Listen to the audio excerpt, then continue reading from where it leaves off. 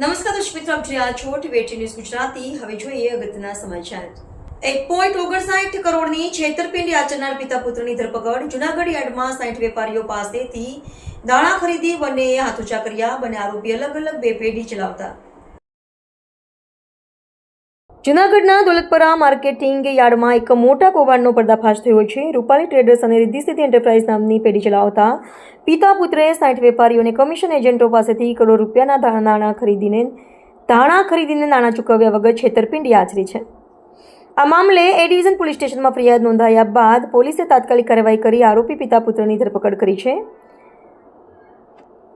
કુલ મળીને ₹1,59,086. પિતા પુત્રે નાણાં ચૂકવ્યા વગર છેતરપિંડી આચરી. આ અંગેની ફરિયાદ જોનપુરા કૈલાસનગરમાં રહેતા અને શ્રી એન્ટરપ્રાઇઝ નામની પેઢી ધરાવતા ડેનિસભાઈ નરેશભાઈ પટોડિયાએ નોંધાવી છે.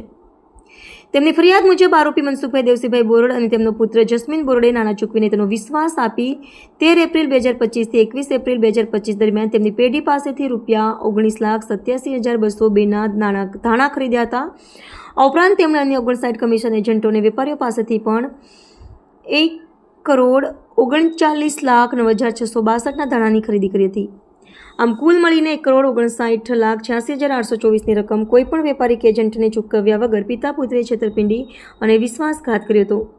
જૂનાગઢના ડીવાયએસપી હિમિતેશ તાંદલિયાના જણાવ્યા મુજબ આરોપીઓ વિરુદ્ધ ભારતીય ન્યાય સંહિતાની કલમ 316(2), 318(4) અને 406 હેઠળ ગુનો દાખલ કરવામાં આવ્યો છે. હાલ પોલીસ દ્વારા બંનેની સઘન પૂછપરછ ચાલી રહી છે. તેમની પાસે રહેલા ગોડાઉન સહિતની મિલકતો વેચવાની પણ માહિતી મળી છે. આ ઉપરાંત પોલીસે આરોપીઓએ અગાઉ કોઈ વ્યાજખોર વિરુદ્ધ ફરિયાદ નોંધાવી છે કે કેમ તે તમામ પાસાઓને ધ્યાનમાં રાખીને ઊંડાણપૂર્વક તપાસ હાથ ધરી છે.